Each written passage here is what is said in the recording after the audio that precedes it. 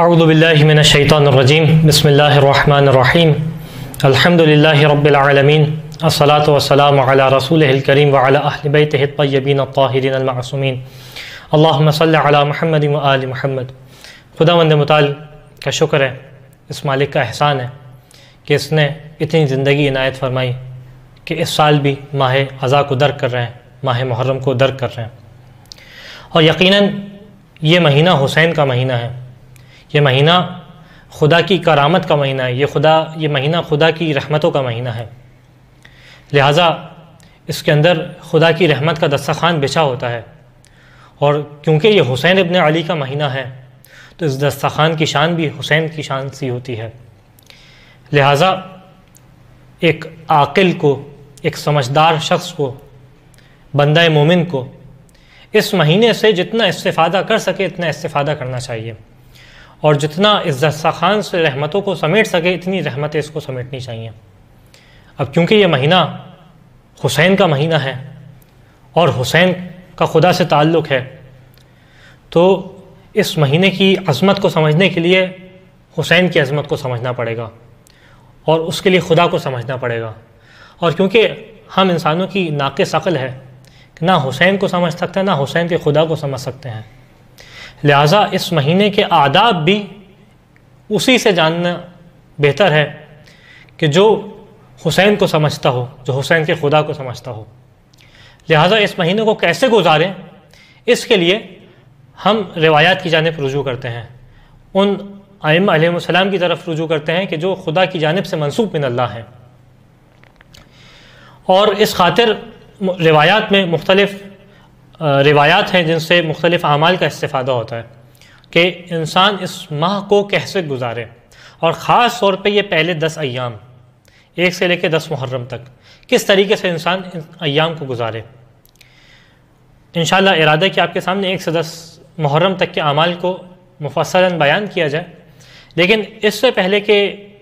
باقاعدہ ایک ایک کر کے محرم کے اعمال بیان کروں، کچھ اعمال ہیں جو مشترکہ ہیں، بلکہ کچھ اعمال کیا کہوں کہ کچھ کیفیات ہیں جو انسان کے ایمان کا تقاضا ہیں، جو کہ مشترکہ کیفیات ہیں۔ اور اس میں پہلی کیفیت یہ ہے کہ انسان جیسے یہ ماہ محرم داخل ہو، انسان کے چہرے سے مسکراہٹ دور ہو جائے، انسان کے چہرے پہ اداسی کی کیفیت ہو، انسان کا دل بے چین ہو، مضطر ہو، انسان کا دل غمگین ہو۔ امام رضا علیہ السلام بیان کرتے ہیں کہ کان ابی صلوات اللہ علیہ اذا دخل شہر المحرم لم یرا ضاحکا، کہ جیسے ہی ماہ محرم داخل ہوتا میرے بابا کو کبھی مسکراتے ہوئے دکھائی نہیں دیتے میرے بابا، اور انتہائی کرب اور غم کی کیفیت طاری ہو جاتی، حتی یمضی منہ 10 ایام، یہاں تک کہ 10 ایام گزر جاتے۔ اور فاذا کان یوم العاشر، اور جب عاشور کا دن ہوتا، 10واں دن ہوتا، کان ذالک الیوم یوم مصیبتہ وحزنہ وبکائہ، تو یہ والا دن تو اس کی تو کیفیت ہی اور ہوتی، اس کی تو مصیبت ہی اور ہوتی، اور اس دن تو میرے بابا کے اوپر گریے کی کیفیت ہی کچھ اور ہوا کرتی تھی۔ تو پہلا عمل جو انسان اس ماہ میں کرے وہ یہ ہے کہ انسان اپنے آپ کے اوپر غم کی کیفیت طاری کرے اور مسلسل غم زدہ رہے اس ماہ کے اندر۔ اس کے بعد جو اعمال بیان کیے گئے اس میں سب سے پہلے آتی ہے شب پہلی محرم، یعنی پہلی محرم کی شب، جس کے اندر ہمارے پاس 3 نمازیں نقل کی گئی ہیں معصومین علیہ السلام سے۔ پہلی نماز 2 رکعت نماز ہے، اور اس کا طریقہ کار یہ ہے کہ انسان 2 رکعت نماز پڑھے، پہلی رکعت میں سورہ حمد کے بعد ایک دفعہ سورہ انعام کی تلاوت کرے، سورہ انعام کی تلاوت، اس کے بعد دوسری رکعت میں سورہ حمد کے بعد سورہ یاسین کی تلاوت کرے۔ اس کے بعد جو دوسری نماز نقل کی گئی وہ بھی 2 رکعتی نماز ہے، اور اس کے اندر دونوں رکعتوں میں سورہ مبارکہ حمد کے بعد 10 دفعہ سورہ قل هو اللہ احد کی تلاوت کرے۔ اس کے بعد تیسری نماز نقل کی گئی، اور یہ نماز تھوڑی طویل ہے، یہ 100 رکعت نماز ہے، جس کے اندر ہر رکعت میں سورہ حمد کے بعد سورہ توحید کی تلاوت کرنی ہے۔ اور اس کا ایک تفصیل سے اس کے فضائل بیان کیے گئے ہیں، کیونکہ ویڈیو میں اتنی گنجائش نہیں کہ تمام روایت کو مکمل طور پہ بیان کیا جا سکے، لہٰذا صرف اتنا جملہ اس کے لیے سن لینا کافی ہے کہ جو شخص یہ نماز پڑھے یدوم علیہ الخیر سنتہ، کہ اس کے اوپر پورے سال خیر باقی رہے گا، ولا یزال محفوظا من الفتنہ الی القابل، اور اگلے سال تک یہ فتنوں سے محفوظ رہے گا، وان مات قبل ذلک سار الی الجنۃ انشاءاللہ۔ امام معصوم فرما رہے ہیں کہ اگر اگلے سال ہونے سے پہلے اس کو موت آ گئی تو کہتا ہے کہ انشاءاللہ یہ جنت میں جائے گا۔ اس کے علاوہ ایک طویل دعا ہے ان نمازوں کے علاوہ جو کہ اقبال الاعمال میں نقل کی گئی ہے، کیونکہ طویل ہے اس کو آپ کے سامنے پیش نہیں کر سکتے، جو پڑھنا چاہتے ہیں وہ جا کے اقبال الاعمال میں شب پہلی محرم کے اعمال کے اندر یہ دعا دیکھ سکتا ہے۔ اس کے بعد آتا ہے پہلی محرم کا دن۔ اس دن جو سب سے اہم ترین عمل ہے، ویسے تو تمام ایام میں اہم ترین عمل تو حسین ابن علی کے اوپر گریہ کرنا ہے، مجالس اعزاء کو بپا کرنا ہے، ان میں شرکت کرنی ہے، لیکن ایک جو عمل نقل کیا گیا وہ یہ کہ اس دن انسان روزہ رکھے، کہ امام رضا علیہ الصلاۃ والسلام سے روایت ہے کہ من صام ھذا اليوم ودعا اللہ استجاب اللہ دعاہ کما استجاب لزکریا، کہ جو پہلی محرم کو روزہ رکھے اور روزہ رکھنے کے بعد خدا سے دعا کرے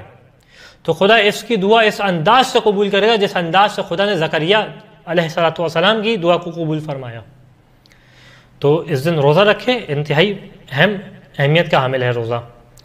اس کے بعد اسی دن کے اندر کچھ نمازیں نقل کی گئیں، جن میں سے ایک نماز یہ ہے کہ 2 رکعت نماز ہے، جس کے اندر انسان جب 2 رکعت نماز پڑھ لے فارغ ہونے کے بعد آسمان کی جانب ہاتھ اٹھائے، اور ایک مختصر سی دعا ہے جو مفاتی کے اندر نقل کی گئی ہے۔ تو مفاتی کے اندر پہلی محرم کے اعمال کے اندر آپ کو سامنے یہ دعا دکھائی دی جائے گی، تو یہ دعا کی تلاوت کریں تو انشاءاللہ خدا اس کی حوائج کو قبول فرمائے گا۔ اس کے بعد تیسری ماہ محرم، اس کے اندر بھی تاکید کی گئی کہ انسان روزہ رکھے اور روزے کی روایت نقل کی گئی۔ اس کے بعد آتے 9 محرم الحرام، اور 9 محرم الحرام کو بھی روایت کی گئی کہ انسان اس دن بھی روزہ رکھے، روزے کی تاکید آئی ہے۔ اس کے بعد آتے ہیں شب عاشور، اور یہ وہ رات ہے کہ جو عارفین کی رات ہے، جو عاشقین کی رات ہے، جو حسین سے عشق کرنے والوں کی رات ہے، جو حسین کے خدا سے عشق کرنے والوں کی رات ہے، کیونکہ یہ وہ رات ہے کہ جس دن حسین نے اپنے انصار کے ساتھ ایسے محاصرے میں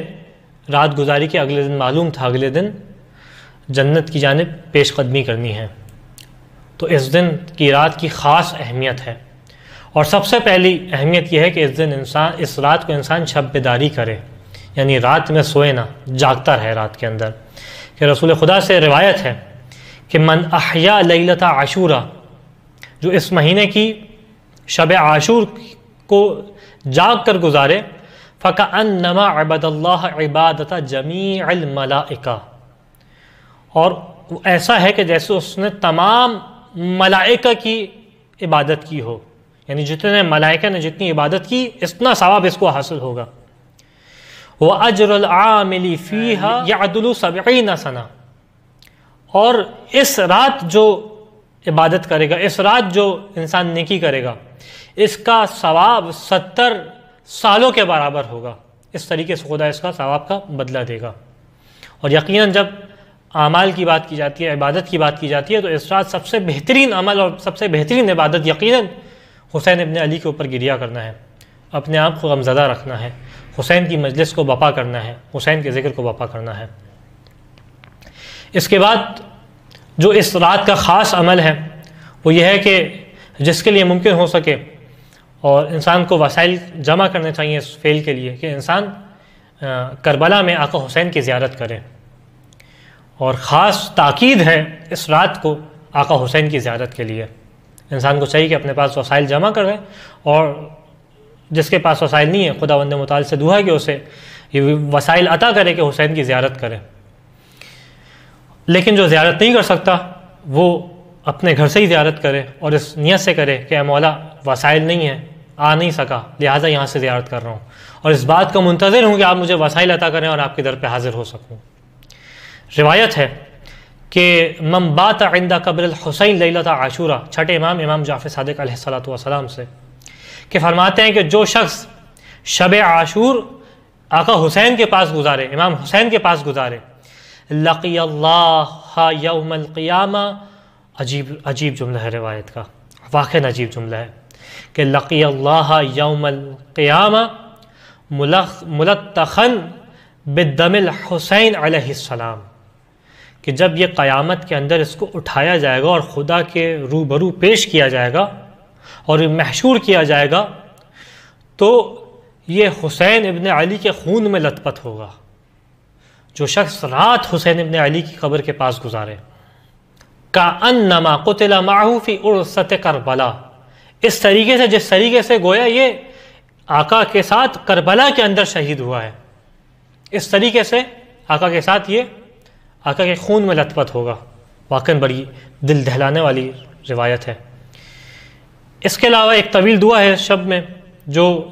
اقبال الاعمال کے اندر نقل ہوئی ہے، جو چاہتا ہے وہ پڑھے، وہ شب عاشور کے اعمال میں اقبال الاعمال میں یہ دعا دیکھ سکتا ہے۔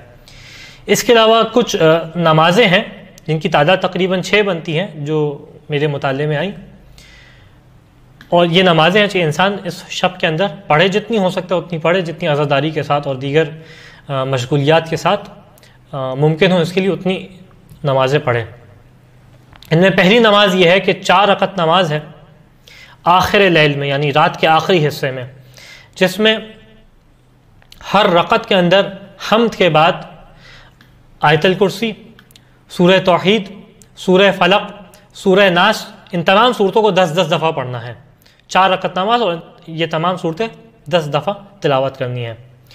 اور نماز جب ختم کر لے تو سورہ توحید کی تلاوت کرے 100 دفعہ، اور تلاوت کرنے کے بعد خدا بند متعال سے دعا کرے، اس کی تمام خدا حوائج کو اپنی بارگاہ میں قبول فرمائے گا۔ طویل روایت ہے جو اس نماز کے ثواب کے بارے میں نقل کی گئی۔ جو چاہتا ہے کہ اس روایت کو دیکھے وہ جا کے اقبال الاعمال میں یا مفاتیح الجنان میں، دونوں جگہ اس روایت کو نقل کیا گیا، وہاں پہ جا کے اس کی پڑھ سکتا ہے، جس کا خلاصہ یہ ہے کہ خدا اس کو 10 کروڑ شہر عنایت فرمائے گا، اس میں 10 لاکھ محلات ہوں گے، اس میں 10 لاکھ محلات کے اندر 10 لاکھ گھر ہوں گے، اور ایک طویل روایت ہے جو خدا اس کو اس نماز کے بدلے میں عطا فرمائے گا۔ اس کے بعد ایک اور نماز جو نقل کی گئی وہ 4 رکعت نماز ہے، جس میں ہر رکعت میں سورہ حمد کے بعد سورہ توحید کی 50 مرتبہ تلاوت کرنی ہے۔ تیسری نماز جو اس کے اندر نقل کی گئی، جو رسول خدا سے روایت ہے، فرماتے ہیں کہ جو اس رات شب عاشورہ 100 رکعت نماز پڑھے اور ہر رکعت کے اندر حمد اور 3 دفعہ قل هو اللہ احد کی تلاوت فرمائے، اور تلاوت فرمانے کے بعد جب نماز سے فارغ ہو جائے تو ایک مختصر سا دعا کا جملہ ہے، اس کی تلاوت فرمائے، اس کی 70 دفعہ تلاوت فرمائے کہ سبحان اللہ والحمد للہ ولا الہ الا اللہ واللہ اکبر ولا حول ولا قوة الا باللہ العلی العظیم، اس جملے کی 70 دفعہ تلاوت فرمائے۔ اور ایک روایت میں اس طریقے سے بھی نقل کیا گیا کہ اس جملے کی تلاوت فرمانے کے بعد 70 دفعہ کہے استغفر اللہ ربی واتوب الیہ۔ اس کے بعد جو روایت کو نقل کی گیا نماز کو، یہ نماز 100 رکعت نماز ہے، جس کے اندر ہر رکعت کے اندر سورہ حمد کے بعد 3 دفعہ سورہ قل هو اللہ احد کی تلاوت کرنی ہے، اور جب انسان نماز سے فارغ ہو جائے تو دعا پڑھنی ہے۔ ایک مختصر سی دعا ہے کہ سبحان اللہ والحمد للہ ولا الہ الا اللہ واللہ اکبر ولا حول ولا قوة الا باللہ العلی العظیم واستغفر اللہ، یہ جملہ 70 دفعہ کہے۔ اس کے بعد جو 5ویں نماز اس دن نقل کی گئی، یہ نماز بھی جناب ختم مرتبہ صلی اللہ علیہ وآلہ وسلم سے روایت ہے کہ بیان کرتے ہیں کہ اس شب میں انسان 4 رکعت نماز پڑھے، ہر رکعت میں سورہ حمد کے بعد 50 مرتبہ سورہ توحید کی تلاوت فرمائے، اور جب یہ نماز پڑھ لے اس کے بعد جو ہے وہ قاتلان امام حسین علیہ السلام کے اوپر جتنی ہو سکے اتنی لان کرے۔ یہ ایک نماز ہی نقل کی گئی۔ اس کے بعد 6ٹھی نماز جو نقل کی گئی، اور یہ نماز 10 رکعت ہے، اور اس کا طریقہ کار یہ ہے کہ ہر رکعت میں سورہ حمد کی 1 دفعہ تلاوت فرمائے اور سورہ توحید کی 10 دفعہ تلاوت فرمائے۔ اچھا، ایک بات جو اہم ہے وہ کہ جتنی نمازیں نقل کی گئیں ان کے سب کا طریقہ کار یہ ہے کہ جس طریقے سے فجر کی 2 رکعت نماز پڑھی جاتی ہے وہ فجر کی 2 رکعت نماز پڑھے، اور جو خصائص ہر نماز کے بیان کیے گئے اس طریقے سے انجام دے۔ یعنی اگر 10 رکعت نماز ہے تو 2 رکعت نماز کر کے پڑھے، 4 رکعت نماز ہے تو بھی 2 کر کے پڑھے، 100 رکعت نماز ہے تو بھی 2 کر کے پڑھے۔ اس کے بعد وہ مصیبت کا دن آتا ہے کہ جس میں انسان کی اور بندہ مومن کی کیفیت بالکل ہی متغیر ہو جاتی ہے، جس میں انسان کی زبان پہ بس ایک جملہ ہوتا ہے کہ یا حسین یا حسین، اور وہ ہے یوم عاشور کا دن، کہ سب سے زیادہ اہم عمل تو اس دن یہی ہے کہ انسان حسین کے اوپر گریہ کرے، حسین کے اوپر بکا کرے، حسین کی عزاداری کو منعقد کرے، حسین کی عزاداری میں شرکت کرے۔ اور یہ وہی دن ہے کہ جس دن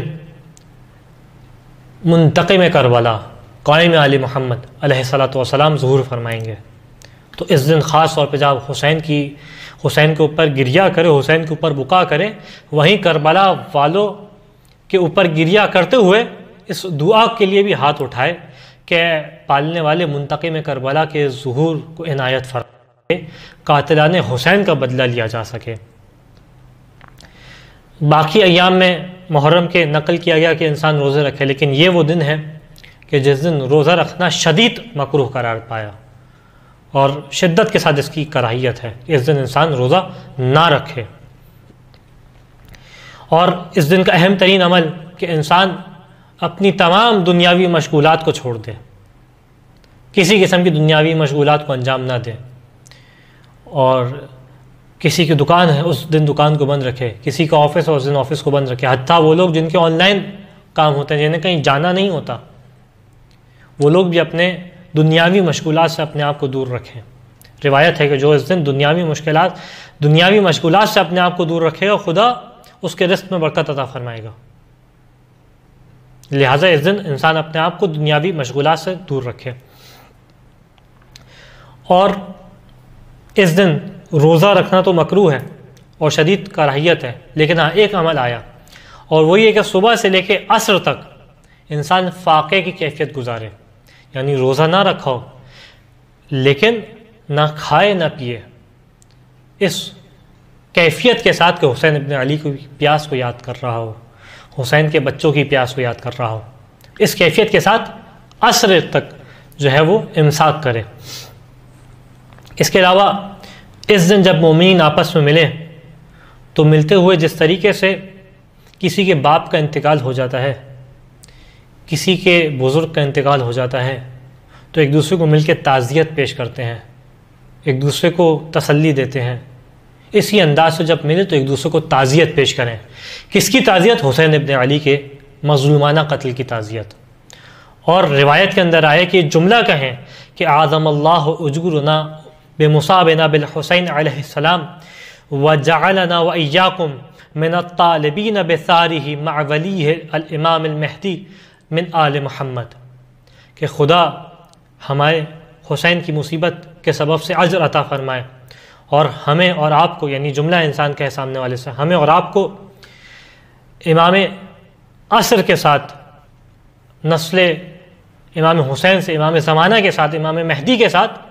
حسین کے قاتلین میں سے حسین کے خون کا بدلہ لینے والا شمار فرمائے۔ اس انداز سے یہ عربی کا جملہ کہتے ہوئے آپس میں مومنین ایک دوسرے کو تعزیت پیش کریں امام حسین کے مظلوم قتل کی۔ اور اس کے بعد جو اہم ترین عمل اس دن نقل کیا گیا اور روایات میں جس کی بہت تاکید کی گئی کہ اس دن انسان امام حسین کی زیارت پڑھے اور زیارت کرے، جس کے لیے جانا ممکن ہے، وسائل ہیں، وہ جائے، اور جو جا نہیں سکتا وہ اس نیت سے کہ مولا میں آ تو نہیں سکا لیکن میرا قلب آپ کے ساتھ ہے، اپنے گھر سے امام حسین کی زیارت کی تلاوت کرے۔ اور جو زیارت عاشورہ ہے یہ تو ہے ہی اس خاص دن کی، یوں تو زیارت عاشورہ کے الفاظ کی اتنی برکت ہے کہ انسان اسے پورے سال پڑھتا ہے، لیکن خاص جس دن کے لیے زیارت عاشورہ آئی ہے وہ تو ہے یوم عاشور، روز عاشور۔ تو اس دن خاص زیارت عاشورہ کی تلاوت کا روایت ہے چھٹے امام جعفر صادق علیہ الصلوۃ والسلام سے کہ فرماتے ہیں کہ من زار قبر الحسین یوم عاشور عارفا بحق، جو آقا حسین امام حسین علیہ السلام کی زیارت کرے عاشور کے دن، کس حالت میں کہ امام کے حق کو پہچانتا ہو، یعنی اس بات کو درک کرتا ہو کہ آپ کا حق کیا ہے، یعنی خلاصتاً امامت کو جانتا ہو. کانا کمن زار اللہ عز وجل فی عرشہ، یہ ایسا ہے جیسے اس نے خدا کے عرش پہ خدا کی زیارت کی ہو. اس انداز سے اس کو اجر و ثواب ملے گا، اس انداز سے اس کی معرفت الہی کے مرحلہ ہوگا. آخر میں خداوند متعال سے دعا ہے کہ ہمیں ماہ محرم کو انتہائی اخلاص کے ساتھ، انتہائی غم کی کیفیت کے ساتھ گزارنے کی توفیق عطا فرما. ان ایام کو، ہمارے ساعتوں کو، ہمارے گھنٹوں کو، ہمارے وقت کو ان ایام میں ہمیں حسین کے لیے وقف کرنے کی توفیق عطا فرما. ان ایام میں حسین کے لیے زیادہ سے زیادہ مجالس عزا کو بپا کرنے کی توفیق عطا فرما. ان ایام میں زیادہ سے زیادہ حسین کے اوپر گریہ کرنے کی توفیق عطا فرما. جہاں کئی مومنین ان ایام میں عزاداری حسین کو بپا کرتے ہیں، ان سب کی حفاظت فرما. وآخر الدعوانا الحمد للہ رب العالمین.